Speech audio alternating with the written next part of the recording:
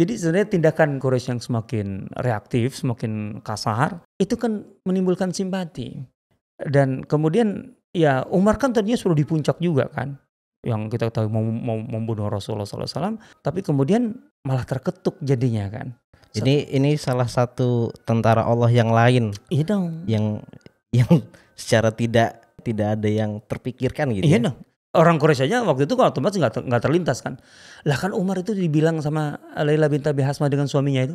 Ketika kata Laila, Umar hari ini beda. Biasanya kan udah tonton langsung gaplokin kita, artinya gambarin kita, istilahnya kan gitu kan. Kok hari ini enggak gitu. Malah dia kemudian ya udahlah kalau kalian mau pergi, pergilah, mudah-mudahan kalian selamat gitu.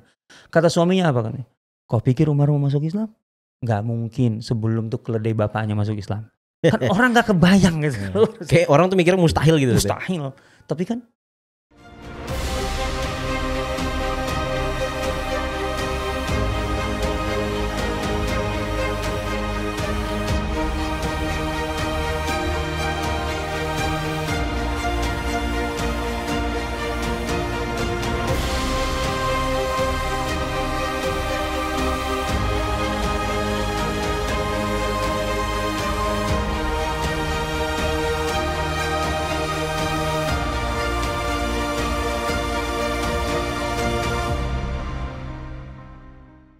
Assalamualaikum warahmatullahi wabarakatuh.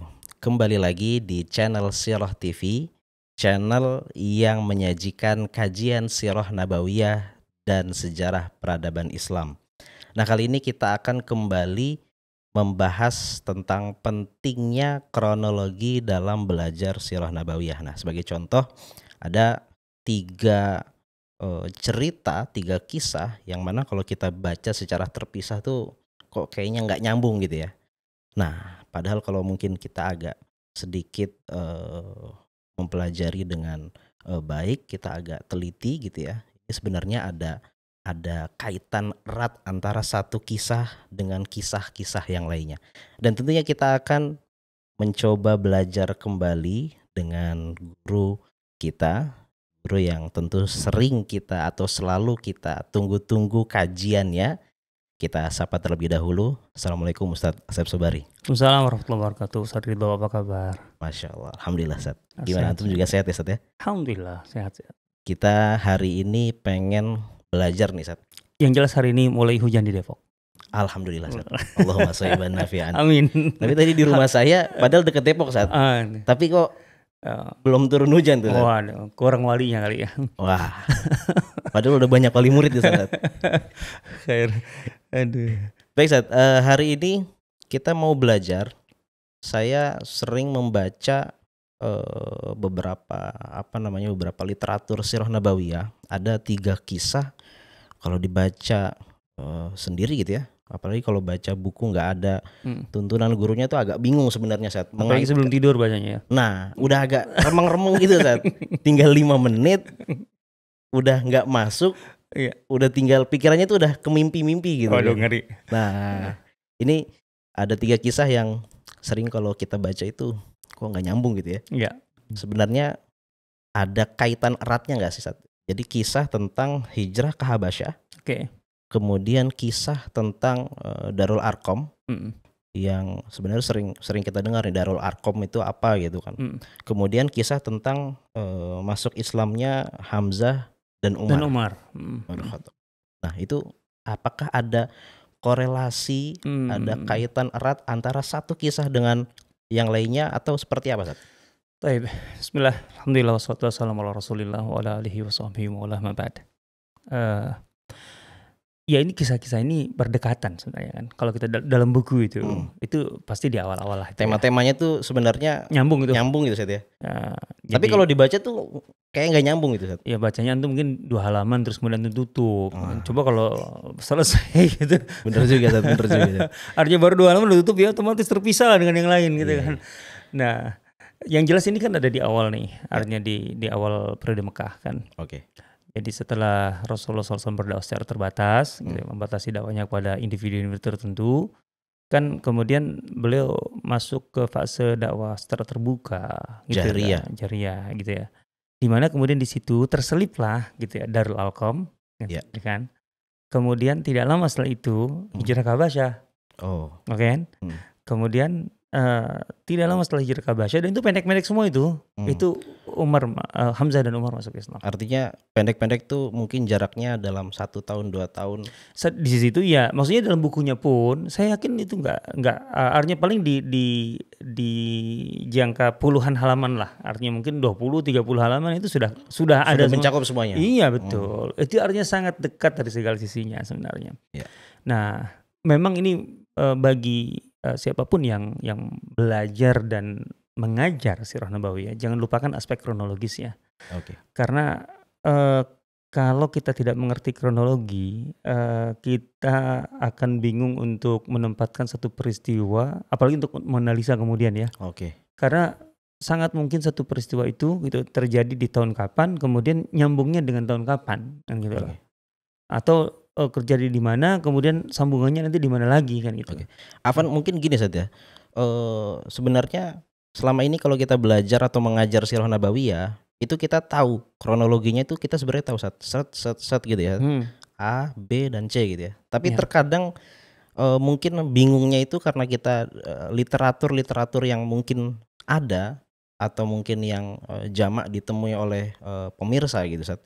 Itu tidak menjelaskan korelasi antara satu kisah dengan kisah yang lain Sat. Nah sebenarnya kalau kita bicara kronologi, kuncinya di korelasi. Harus ada korelasi Sat ya. Apa arti kronologi kalau kemudian kita tidak Tanpa menemukan korelasi gitu loh. oke. Seharusnya begitu. Artinya kita baca kronologi itu karena untuk mendapatkan korelasi. Oke. Gitu loh. Jangan salah gitu ya. Kalau kita bicara tentang Badar, kita harus tahu Baiat Aqabah 2 loh, nyambung banget itu. Itu kan dari segi tahun mah kan lumayan itu. Agak jauh jaraknya ya. 3 tahun itu. 3 tahunan kan. Padahal punya kaitan erat. Erat banget. Jadi orasi Ansar di situ, Sa'ad bin Mu'adz gitu dengan Baiat Aqabah itu penting. Dan kenapa Rasulullah SAW menunggu Ansar bicara? Ini contoh lah gitu. Korelasinya kuat itu. Jadi bukan sekedar, kalau kronologinya udah terpisah itu. Iya. Baiat Aqabah kedua itu terpisah dengan hijrah, terpisah dengan membangun Masjid Nabawi, bla bla bla bla. Gitu ya. Nah, kalau ini kan sebenarnya hampir tidak terpisah nih. Darul Arqam, kemudian hijrah ke Habasyah, kemudian Hamzah dan Umar masuk Islam. Itu hampir tidak terpisah itu. Oke. Nah, sekarang tinggal korelasinya apa nih? Oke. Ini menarik nih. Karena sebenarnya satu sama lainnya ya ini ada korelasi gitu loh. Bahkan bisa dikatakan sebab akibat aja bisa ditarik dari situ sebenarnya itu. Nah, pertama, Darul Arqam itu apa sih? Sebenarnya rumah Al-Arqam ya. Dar itu rumah. Jadi rumah punya milik Al-Arqam. Milik Al-Arqam. Bin Abil Arqam. Nah, Al-Arqam ini sahabat yang tergolong muda. Berapa usianya, Sat? Tidak ada keterangan pasti yang saya tahu ya. Tapi di kisaran sekitar 20-an tahun lah gitu ya. Artinya di kisaran itulah. Terus kemudian dia muhajirin, tentu saja hijrah, dia ikut perang Badar. Al-Arqam bin Abil Arqam ini dan punya anak, cucu gitu. Ada keterangan dalam buku-buku Tobaqat deh gitu yang bisa dicari ataupun Ansab gitu ya. Nah, yang jelas dari Bani Makhzum. Makanya rumahnya ada di Bukit Sofa. Karena Bukit Sofa yang ke arah Ajiat. Karena itu katanya klasternya Bani Makhzum itu di situ. Artinya dekat dengan Darun Nadwa, Sat? Enggak, Darun Nadwa ke sini dong, agak ke dalam kalau Darun Nadwa kayak. Tapi Darun Nadwa masih di Bukit Sofa juga, Sat? Enggak Bukit Sofa, dia lebih dekat ke Ka'bah malahan ternyata arahnya. Nah sebenarnya kan Sofa dengan Ka'bah itu dulu terpisah banget lah. Sekarang aja kita jadi dekat Sat ya. Di dalam masjid kalau sekarang kan. Kalau dulu kan enggak. Sofa makanya kenapa dalam fikih kan semua boleh dilakukan kecuali sa'i itu boleh gitu kalau orang haid dan lain sebagainya, tapi nggak boleh tawaf kan. Karena terpisah dasarnya gitu. Jadi kalau Darun Nadwa itu kan rumahnya rumahnya Qusay. Artinya yang melanjutkannya itu kan Bani Qusay otomatis. Kalau ini kan Bani Makhzum beda kan. Nah, Bani Makhzum itu dari Makhzum bin Yaqzah bin Murrah bin Ka'ab bin Lu'ay. Ala kulli hal mereka tuh di klasternya tuh dari Sofa tuh ke Ajiat gitu, di situ. Gitu. Ya kalau antum kan suka main di situ kan, main merpati gitu kan. Oh, Jangan kan sudah lari-lari nangkap gitu loh. jarang sih Sat sebenarnya. Oh Sat. gitu. Ah, iya. Teman-teman yang sering Sat. Oh teman. Iya. Aduh. Oke lah, oke lah. Alhamdulillah di situ lah gitu ya. Nah, jadi Rasulullah SAW itu eh, mulai melakukan aktivitas di rumah Al-Arqam, Darul Arqam itu kan sebagai bentuk antisipasi Hmm. atau menghadapi transisi antara dakwah Syria atau dakwah terbatas dengan dakwah terbuka. Ini tujuan ada Darul Arqam, ada aktivitas di Darul Arqam gitu Sat ya. Ya, transisi. Jadi begini, Rasulullah SAW itu kan dari awal memang membidik orang-orang tertentu ketika berdakwah di fase terbatas itu. Artinya menyaring, menyeleksi yang berpotensi menerima dakwah. Oh. Itu kan terbatas. Tidak random aja Sat ya. Oh enggak random, enggak mungkin random. Di fase dakwah Syria enggak. Buktinya apa? Tidak ada penolakan. Oke. Kita tidak akan mendapatkan riwayat penolakan dari orang yang diajak masuk Islam di fase ini. Oke. Gitu. Karena memang dari awal sudah diseleksi. Dan Rasulullah SAW itu kan orang yang sangat bersosial gitu loh. Artinya beliau tahu karakter orang-orang itu tahu. Beliau begitu dekat dengan masyarakat kan gitu loh. Jadi jangan dipikir Rasul itu orangnya tadinya diam-diam kemudian gak pernah gaul dengan tetangga. Bagaimana orang Bunda Khadijah mengatakan innaka latasilur rahim. Semua keluarga engkau baiki. Orang yang susah engkau bantu. Itu artinya apa? Sangat peduli. Sangat peduli. Dan kemudian Al-Amin itu artinya apa? Al-Amin itu karena Rasul bergaul dengan semua orang Mekah kemudian mengakui integritasnya Al-Amin kan gitu. Bahkan Al-Amin itu kalau tidak salah masih valid sampai Rasulullah sebelum hijrah itu ya Sat ya.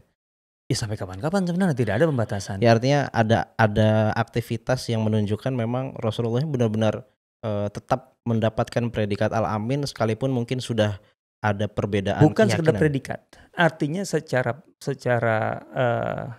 praktek ya. Orang-orang Quraisy masih menitipkan barang-barangnya kepada beliau. Sampai Rasulullah SAW sebelum hijrah itu kan mengembalikan barang melalui Ali kan. 3 hari loh. 3 hari itu tuh panjang tuh. Lama maksudnya. Banyak artinya. Iya. Artinya memang Al-Amin itu dalam arti bukan sekedar julukan menjelang kampanye gitu kalau orang sekarang gitu kan. Ya artinya yang menunjukkan Rasulullah dalam setiap strategi, setiap langkah dakwahnya itu memang benar-benar terukur dan benar-benar dipikirkan gitu Sat ya. Ya itu dia. Jadi beliau itu ketika mau kan tahu nih orang udah habis lah kurang lebih lah atau hampir habis lah orang yang bisa diajak masuk Islam dan itu kan kalau ikut data Ibnu Ishaq aja sekitar 40-an tapi itu kan ada data-data yang belakangan masuk Islamnya. Artinya nggak nyampe 40 kan di 3 tahun pertama itu. Di 3 tahun kurang dari 40. Kalau dari data itu ya Ibnu Ishaq ya. Nah, sehingga kemudian otomatis lah ini pasti harus berubah nih. Pendekatannya harus berubah karena dakwah itu kan harus berlanjut kan. Ya memang di sini ada momentum itu turunnya wahyu wa anzir ashiratakal aqrabin. Waqfid janahaka liman ittaba'aka minal mu'minin. Kan ayat itu menjadi titik untuk masuk ke fase melalui. Tapi bahwa itu dalam perhitungan sudah jelas. Makanya di sini kita bisa menempatkan Darul Arqam itu menarik di sini karena sebagian ahli tarikh, ahli sirah mengatakan bahwa Darul Arqam itu kira-kira artinya tidak bisa dipastikan kapan mulai aktivitasnya, tapi kira-kira 1 tahun sebelum dakwah terbuka. Oh, berarti masih di 3. Memang karena untuk mengantisipasi.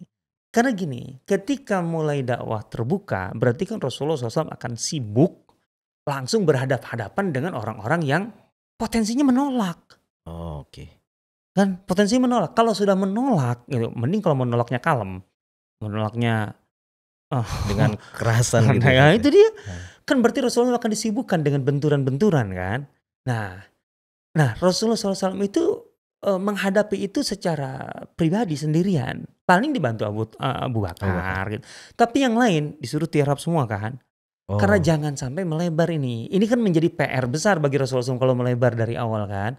Jadi para sahabat di Mekah disuruh untuk diam-diam. Artinya saat masuk fase dakwah jahriyah sekalipun terbuka, tidak serta-merta kemudian seluruh sahabat itu mempertunjukkan keislamannya. Digebuki lah. Justru malah bahaya Sat ya. Ya bahaya, artinya itu nyari kerjaan yang nggak perlu gitu loh. Bikin kerjaan yang nggak perlu. Iya. Karena ini sahabat-sahabat yang lain ini tentu aset Sat ya. Udah jelas dong. Nah, jadi Rasulullah SAW itu kan ketika mulai berbenturan, sekarang pertanyaannya, terus yang sudah beriman ini mau digimanakan? Kan harus tetap disentuh, dalam arti di-upgrade. Ya kan wahyu terus. Ya. Nuzul wahyu itu terus nggak berhenti kan? Ya. Ingat loh di Mekah itu ada 86 surah Al-Quran yang turun. Artinya 2/3 lebih. 2/3 lebih. Lah iya dong, dari 114. Kan hanya 28 yang di Madinah kan. Maksudnya dari segi jumlah ya, bukan jumlah surah, bukan jumlah ayat ya. Nah, tapi intinya kan banyak, berarti banyak. Nah, jadi wahyu-wahyu yang baru ini gimana kemudian disampaikan kepada para sahabat? Sebagai bacaan dan sebagai pelajaran kan otomatis. Kan nggak mungkin Rasulullah SAW bikin istilahnya kita bikin kajian nih gitu kan, tempat, jam, tablik akbar kayak kita, ya langsung disatroni, digebuki lah, langsung gitu. Dihabisin. Ya iya, itu nggak mungkin aktivitas itu. Makanya di sini Darul Arqam menjadi penting, gitu loh. Dan Darul Arqam itu sudah aktivitas yang sudah dibiasakan, taruhlah setahun belakangan, sehingga sudah berjalan sebagai sistem gitu loh. Katakanlah sederhananya ya bahasa kita, ini sudah berjalan sebagai sistem. Kaum muslimin menjalani nggak kaget gitu loh. Ini menariknya di sini. Tapi mungkin suatu hari kita bisa menggali lebih dalam lagi kegiatan Darul Arqam ini. Artinya iyalah. Maksudnya di ini Sat ya. Tapi mungkin kalau kita sepil-sepil dikit Sat, sebenarnya di situ kan ada perhitungan rumah Darul Arqam ini cukup untuk berapa orang? Itu dia. Apakah apakah semua sahabat enggak datang jelas kesana? enggak mungkin. Yang ada Darul Arqam itu hanya beberapa orang aja. Oke. Mereka itulah yang nanti akan menyebar, sebagaimana Khabbab menyebar ke rumahnya Fatimah binti Khattab kan. Jadi utusan jadi ini. Iya begitu. Kalau nggak gitu ya repot lah. Masa rame-rame kemudian suaranya kedengeran lagi ngaji, digedor lah. Nggak mungkin. Gitu loh. Ya kayak Abu Dzar aja kan ketika masuk Islam kan ke Darul Arqam kan. Iya, ke Darul Arqam kan. Dan itu sampai ditunjukin Ali dengan diam-diam kan, ngasih isyarat gitu. Saya baca setelah 30 hari menunggu di. Iya kan, karena kan dibaca dulu oleh Ali kan. Ini orang dari jauh ini mau ngapain nih kebutuhannya. Tapi setelah ibarat kata kalau sekedar kunjungan biasa nggak gini seharusnya. Kalau ada kebutuhan dagang juga enggak. Kalau ditanya dideketin kan mulai sama Ali, ada apa paman? Ngapain? Ini intelijen loh, Ali itu pendekatan intelijen. Sampai kemudian Abu Dzar membuka, aku mencari. Nah, baru kemudian kalau kayak gitu aku akan kasih isyarat. Artinya di situ pintunya kau masuk, gitu loh. Siap. Dan itu pura-pura kayak ini, jadi kayak pengemis, gitu loh. Sehingga kemudian orang-orang kalaupun ada yang lihat, ini ada pengemis sedang dijamu kan gitu aja. Udah. Gak curiga ya Sat? Gak curiga, gitu loh. Baik Sat, kembali lagi ke Darul Arqam dan kaitannya dengan hijrah Habasyah Sat. Jadi ketika ini ditempuh oleh Rasulullah SAW Darul Arqam itu berarti sekali lagi untuk ini lebih ke internalisasi ya, ke dalam gitu loh. Karena untuk upgrading para sahabat yang masuk Islam. Nah, Quraisy itu kan ketika Rasulullah SAW mulai dakwah terbuka, mereka kan kemudian juga otomatis ini mereka tahu lah, ada pengikutnya itu tahu, cuman persisnya siapa dan sampai sejauh mana itu yang kemudian baru mereka aktif nyari saat itu. Mereka masih agak meraba saat itu. Betul, awalnya kan begitu. Jadi akhirnya mereka yang mencari ketemu langsung gebukin kan gitu. Abu Jahal menghabisi keluarga Ammar kan, ayahnya Yasir, ibunya Sumayyah. Umar menghabisi Lailah binti Abi Hasmah dengan suaminya, kemudian dan seterusnya lah gitu ya. Nah, tapi itu kan ibarat kata lawan yang nyari. Rasulullah nggak ngasih data. Itu strategi. Jadi jangan ngasih data ke lawan, gitu. Biar dia nyari. Nyari sendiri. Enak banget kita kasih. Iya, makanya kalau habis kumpul tuh jangan langsung foto-foto gitu. Kemudian alhamdulillah sudah membicarakan masalah strategis untuk umat nih, fotonya yang hadir gitu kan di Facebook. Itu kerjaan kita banget. Berarti nggak belajar sirah itu. Iya. Atau belajar sirah nggak selesai kayaknya. Kali. Iya. Oke. Ya intermezzo aja itu sih. Oke. Jadi Rasulullah SAW itu kan mengantisipasi itu. Tapi seiring dengan perjalanan waktu, gitu kan, yang diintimidasi kan semakin banyak dan semakin keras. Kenapa semakin keras? Karena mereka tidak bisa istilahnya diajak murtad nggak bisa, dan kemudian dakwah intinya Quraisy itu kan ingin menghentikan dakwah Rasulullah SAW. Bagaimana dakwah berhenti? Dan itu yang tidak bisa.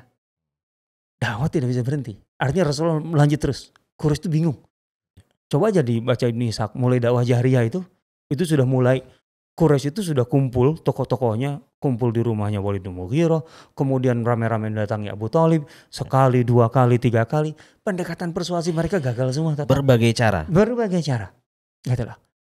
Akhirnya intinya target mereka nggak tercapai. Okay. Nah, apa yang mereka lakukan? Nah, ini dia, intimidasi. Orang kalau sudah kehabisan argumentasi, sudah tidak bisa menjelaskan argumentasi, dia akan menggunakan tangan besi. Gitu loh. Jadi kan mereka miliki kan itu. Yeah. Kan otaknya sudah gak punya. Itu yang dipakai. Otot. Gitu loh. Nah, semakin keras intinya bagi mereka ini salah satu cara untuk menghentikan dakwah. Karena ini akan menjadi presiden buruk bagi siapapun yang tertarik untuk masuk Islam. Kalau masuk Islam kayak gini loh. Kan gitu intinya. Yeah. Nah, jadi orang takut ya Ustaz ya? Ya, bagi Rasulullah SAW pendekatan Darul Arqam sudah tidak efektif atau tidak sepenuhnya efektif. Karena para sahabat sudah ada yang ketahuan dan tidak mungkin juga didekati dengan cara pendekatan Darul Arqam pun juga nggak bisa, gitu loh. Dan kemudian yang lebih penting saat ini lebih mendesak itu adalah keselamatan. Keselamatan jiwa. Ya, jelas jiwa dan dalam hal ini tentu keyakinan, kebebasan untuk menjalankan keyakinan itu intinya. Oke. Gitu loh. Maka kemudian di sinilah Rasulullah SAW kalau menurut saya seorang pembaca yang sangat hebat terhadap fenomena ya apa yang sedang berjalan. Maka bagaimana mengantisipasinya atau bukan mengatasinya? Ya sudah hijrahkan. Dihijrahkan ke tempat yang betul-betul memang memenuhi kebutuhan itu.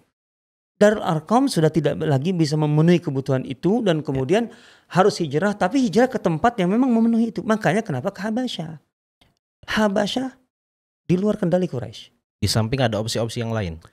Sekarang begini, Habasyah itu dari segi geografis terlalu berat. Di benua yang berbeda, terhalang oleh Laut Merah, perjalanan juga terlalu jauh, kemudian biaya juga besar, kan gitu. Iya. Dan kemudian bla bla bla lah, perjalanan panjang itu kan banyak resiko. Kan kenapa tidak dengan mitra-mitra ataupun apalah kan gitu istilahnya dengan kelompok-kelompok yang lain di sekitar Jazirah Arab. Yeah. Tapi kan kelompok mana di Jazirah Arab yang tidak punya kebergantungan terhadap Quraisy sebagai sebagai penduduk Tanah Suci Mekah dengan hajinya, dengan pasar ukaznya, Mejana dan Majaznya, siapa yang tidak tergantung ke Quraisy? Gitu loh. Dan siapa yang punya kekuatan betul-betul independen dari Quraisy? Itu yang dicari Rasulullah SAW. Makanya Habasyah. Habasyah itu jelas sebuah kerajaan, ada raja sendiri, ada strukturnya, kekuasaannya, dan bukan Arab. Tidak bisa didikte Quraisy, tidak bisa didekati oleh Quraisy dalam arti dengan mudah gitu ya. Dan Rasulullah SAW sampai pada satu informasi yang detail, rajanya itu seorang adil. Itu bukan karena ada wahyu. Dari mana kita tahu itu wahyu? Ya mungkin tebak-tebak aja. Ya kalau itu tebak-tebak berarti kan sudah lemah sekali. Tapi yang jelas yang kuat, antara Habasyah dengan Mekah itu hubungan dagangnya kuat. Atau Bari mengatakan bahwa keuntungan Quraisy di Habasyah itu besar. Itu artinya memang jalur dagang yang sangat familiar bagi orang Quraisy. Termasuk sebagian kaum muslimin itu biasa dagang Quraisy. Dagang ke Habasyah. Komoditas apa saat yang biasanya dijual dari Habasyah ke Mekah? Habasyah itu menampung barang-barang dari Afrika Timur dan Afrika Selatan. Gitu lah. Termasuk sentral juga saya tadi. Iya dong. Karena kan barang itu akan masuknya ke Jazirah Arab untuk kemudian dari Jazirah Arab itu ke timur, ke India dan Cina atau ke Eropa. Mau tidak mau. Melalui Syam Romawi itu. Otomatis. Dan itu kan semuanya yang waktu itu yang memegang peredaran barang itu kan adalah Quraisy. Ada riwayat yang jelas dalam dua riwayat klasik bahwa Utsman bin Affan, Abdurrahman bin Auf itu sebelum masuk Islam bersama orang tuanya dagang ke Habasyah. Sudah biasa. Termasuk ilaf berarti. Ya iya dong, bagian dari ilaf gitu loh. Makanya gelombang pertama muhajirin ke Habasyah itu kan di situ ada Utsman bin Affan, ada Abdurrahman bin Auf, ada bla bla bla bla kan. Karena mereka memang sudah familiar dengan. Dan ada mitra dagang mereka di Habasyah jelas lah. Artinya tinggal dititipin, aku mau bawa orang-orang ya, tolong di ini nih. Pedagang itu kan pragmatis saja, kan Iya gitu. benar. Oh, gampang lah nanti kita atur itu kan. Kan Benar juga gitu. ya Ustaz ya. Iya, karena memang Muhajirin itu dari Mekah itu nggak langsung mengakses Najasyi, enggak.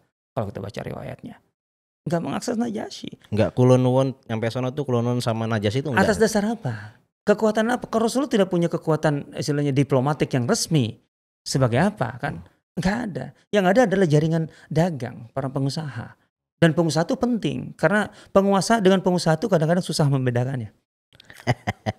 Dari dulu sampai hari ini. Oh gitu Ustaz ya. Iya dong. Gitu. Nah gitu loh. Tipis-tipis jurang ini. Tipis. Nah gitu dia. Nah jadi disitulah kita harus pahami gitu loh.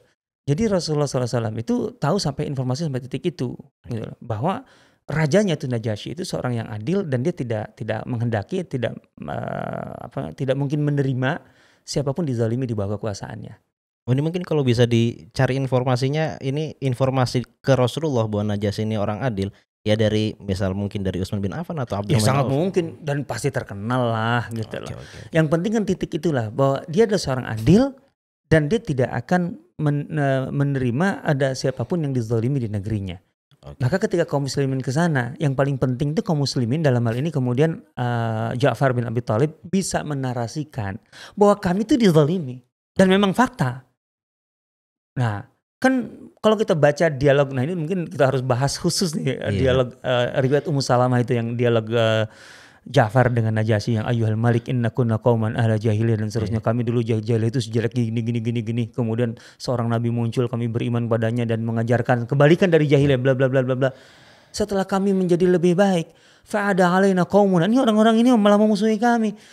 Oh, kami disakiti, kami di bla bla bla. Makanya karena itulah kami ke negerimu karena kami yakin bahwa engkau akan melindungi kami. Maka kata Najasyi, aku tidak akan mengecewakan orang-orang yang berekspektasi begitu tinggi di negeriku. Pulang sana Amru, kan gitu kan. Singkatnya kan itu gitu. episode yang cukup menarik kalau saya baca Ustaz ya. Selama salah satu episode yang sangat menarik, apalagi kalau sampai Ja'far kemudian pas ditanyain coba bacain. Itu kan memilih pasti. Iya, itu kan dari mungkin sekian ratus ayat yang sudah turun saat itu ya, taruhlah ratus ya. Sekian ratus ayat yang sudah turun, kenapa itu yang dipilih? Itu kan menunjukkan fikih dakwah yang luar biasa. Gitu itu yang mungkin kemudian apa ya Ustaz ya, dalam hati Rasulullah Ja'far itu punya posisi yang ketika Rasul menunjuk seseorang, mana mungkin orang itu pada dasarnya tidak layak untuk ditunjuk.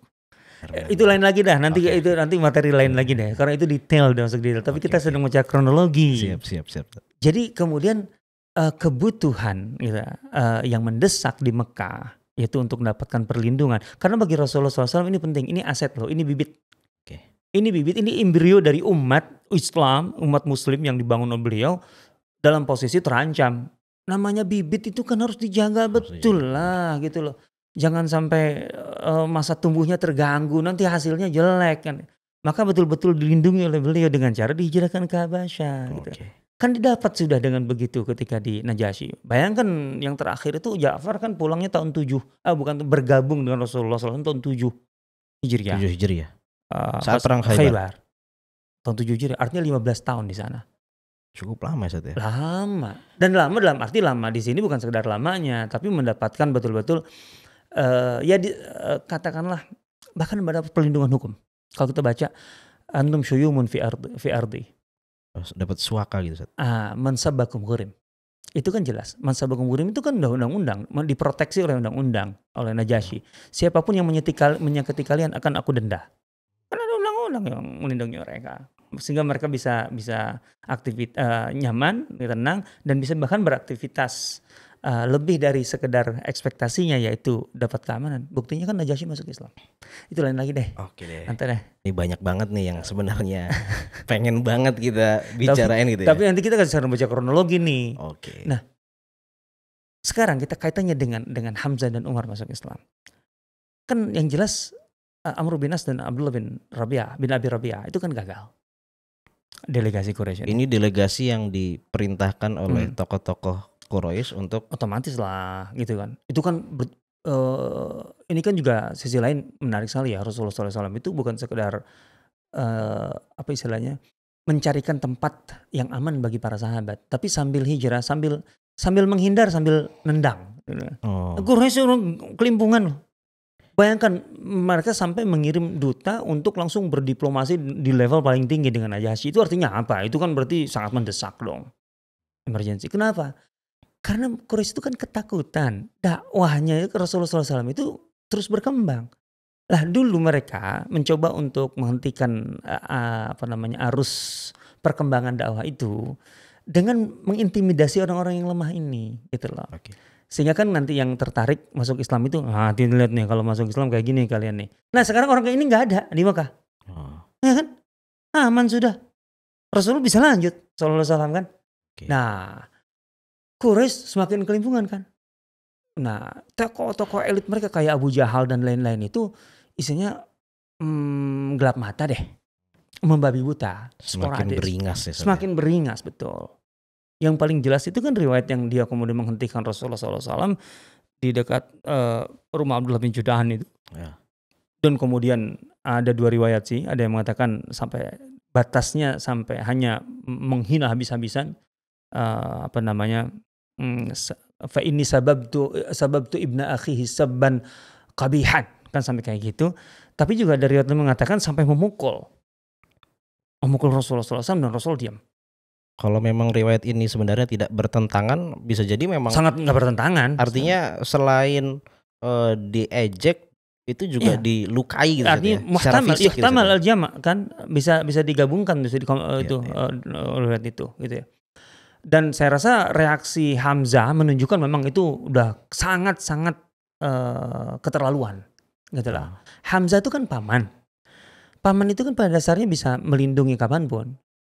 Cuman kan Rasulullah SAW itu walaupun sudah mendapatkan semacam garansi dari keluarga akan dibela, Rasulullah nggak pernah menggunakan kartu itu.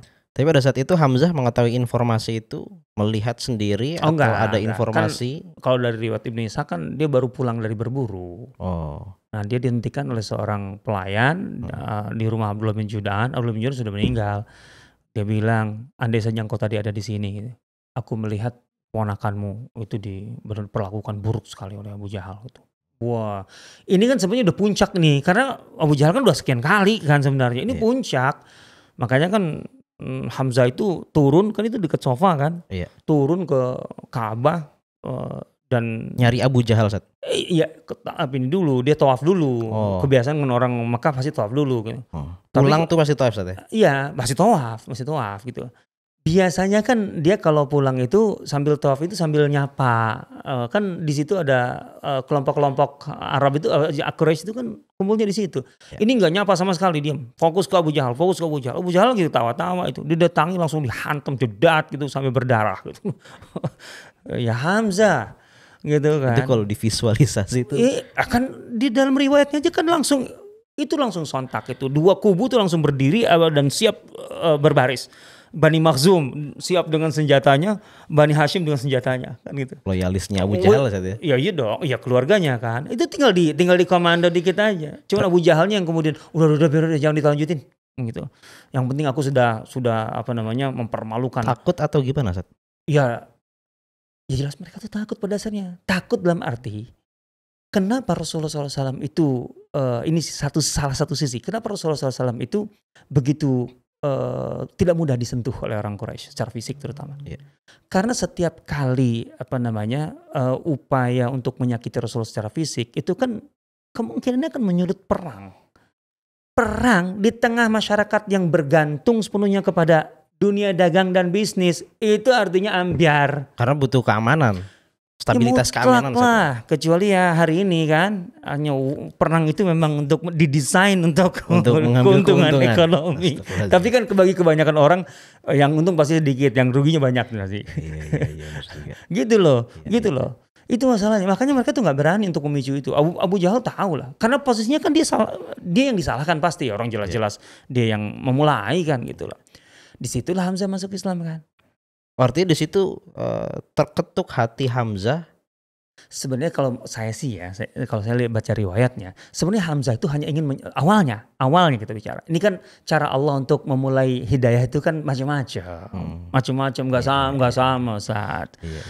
Jadi Rasulullah tuh Hamzah itu ingin betul-betul membalas gitu loh, membalas apa yang dilakukan Abu Jahal terhadap Rasulullah SAW keponakannya, dan dengan cara yang paling menyakitkan bagi Abu Jahal selain memukul, yang paling tidak disukai Abu Jahal apa? Kalau ada orang seperti Hamzah itu masuk Islam, kau tahu, aku sudah menjadi pengikutnya. Padahal Hamzah itu baru nyari setelah itu, Muhammad, aku bersyahadat. Jadi sebenarnya itu cuman sikap reaktif aja Betul, saja untuk manas-manasin. Tapi kan Abu dia kesatria. Aku sudah mengatakan itu, aku buktikan sekarang di lapangan. Dia bersyahadat setelah itu. Nah, begitu Hamzah bersyahadat, kan antara Hamzah dengan Umar disebutkan dalam satu doa. Dalam 1 minggu maksudnya. Oh, 1 minggu. 1 minggu. Itu Rasulullah SAW itu kan kemudian berdoa. Saat Hamzah masuk Islam itu, Rasulullah sudah melihat peta, lagi-lagi masalah peta. Rasulullah hanya membutuhkan 1 orang kuat setelah Hamzah ini. Dari situ akan ada perubahan, ada lompatan, ada kuantum baru dalam dakwah. Dakwah yang tadinya dilakukan individu-individu ini bisa dilakukan bersama-sama, berjamaah, massal. Terbuka dan massal, dan itu belum pernah. Maka Rasul dalam doanya itu kan dalam Sunan Tirmidzi, itu kan, ya Allah kuatkanlah Islam dengan 1 di antara 2 orang yang lebih engkau ridhoi, lebih engkau inginkan. Abu Jahal atau Umar. 1 aja, gak usah dua-duanya, 1 aja. Ya. Itu artinya kan perhitungan Rasul tajam sekali kan. Ya. Artinya dengan 1 aja cukup, gak perlu 2. Ternyata Umar. Berapa hari jeda antara masuk Islamnya Hamzah dan Umar? 1 minggu. Dalam satu riwayat disebut 1 pekan. Dalam 1 pekan. Dalam 1 pekan. Artinya Rasulullah SAW pembacaannya kan tajam itu. Ya. Ternyata Umar yang masuk Islam. Jadi sebenarnya tindakan Quraisy yang semakin reaktif, semakin kasar, itu kan menimbulkan simpati. Gitu loh. Dan kemudian ya Umar kan tadinya sudah di puncak juga kan. Yang kita tahu mau membunuh Rasulullah SAW. Tapi kemudian malah terketuk jadinya kan. Ini salah satu tentara Allah yang lain. Iya dong. Yang secara tidak tidak ada yang terpikirkan gitu. Iya dong. Iya. Orang Quraisy aja waktu itu kan otomatis nggak terlintas kan. Lah kan Umar itu dibilang sama Laila binti Abi Hasmah dengan suaminya itu. Ketika kata Laila, Umar hari ini beda. Biasanya kan udah tonton langsung gaplokin kita, artinya gambarin kita, istilahnya kan gitu kan. Iya. Kok hari ini enggak gitu. Malah dia kemudian, ya sudahlah kalau kalian mau pergi, pergilah, mudah-mudahan kalian selamat gitu. Kata suaminya apa kan? Kau pikir Umar mau masuk Islam? Enggak mungkin sebelum tuh keledai bapaknya masuk Islam. Kan orang gak kebayang gitu. Kayak orang tuh mikirnya mustahil gitu. Mustahil. Tapi kan who knows? Iya. Ini kadang kalau membaca-baca kisah-kisah yang kayak gini tuh pengen gitu saat ngumpulin kisah-kisah masuk Islam tokoh-tokoh yang gak pernah terlintas gitu. Banyak sebenarnya. Banyak. Khalid gak terlintas juga. Amr bin As juga gak terlintas. Gak kebayang kalau gitu caranya. Oke. Jadi memang ini kaitan erat korelasi antara kisah hijrah ke Habasyah yang memang tadi disebutkan oleh Ustadz bahwa di situ Rasulullah membaca sudah tidak bisa menampung kebutuhan internal kaum muslimin, umat Islam, para sahabat yang sudah masuk Islam, sehingga kemudian harus hijrah ke Habasyah, dan kemudian di situ membuat tokoh-tokoh Quraisy itu semakin beringas. Salah satu contohnya tadi Abu Jahal, kemudian sampai pada cerita Abu Jahal memukul Nabi Muhammad dan kemudian menimbulkan simpati pamannya Hamzah, dan tidak lama kemudian 1 pekan kemudian lah kurang lebih gitu saja itu Umar masuk Islam, dan ini memberikan babak baru, memberikan udara yang sangat segar pastinya. Sangat mazilna aizatan mundu aslama Umar, kata Ibnu Mas'ud. Kita betul-betul mulai punya pengaruh, punya kuat di Mekah. Artinya kalau dalam bahasa Suhaib Ar-Rumi itu, kami sudah mulai punya bargaining gitu di Mekah itu. Artinya kita mulai diperhitungkan gitu. Perhitungkan dalam arti sebagai sebuah entitas ya, artinya punya aktivitas bersama-sama gitu. Kadang-kadang kami balas apa yang mereka lakukan selama ini, yang selama ini menyakiti. Itu. Itu. Ini sangat menarik. Sebenarnya pengen banget mengulas lebih dalam lagi. Kita sebenarnya kalau diulas tuh sebenarnya sangat menarik ya. Cuman ya itulah umur kita itu kan hanya hitungan detik waktu gitu ya. Sehingga kadang kita butuh waktu yang lebih panjang lagi, apalagi kalau kita berbicara tentang tema perjuangan Rasulullah itu kan kayaknya nggak ada habisnya Sat ya. Selalu mengagumkan Sat. Pastilah. Pasti. Wa innaka la'ala khuluqin adzim. Baik Ustaz, terima kasih Ustaz atas segala materi dan kajiannya. Insya Allah kita akan bertemu lagi pada tema-tema yang tentu sangat menarik dan tentu dibersamai oleh guru kita Ustadz Asep Sobari. Insya Allah. Terima kasih teman-teman. Jangan lupa selalu pantau terus channel Sirah TV karena akan banyak sajian-sajian menarik tentang Sirah Nabawiyah dan sejarah peradaban Islam. Kami undur diri. Wassalamualaikum warahmatullahi wabarakatuh. Waalaikumsalam warahmatullahi wabarakatuh. Para penonton yang budiman, terima kasih telah menyimak sajian dari Sirah TV. Semoga menjadi jalan terbaik Anda untuk lebih dekat dengan Rasulullah SAW.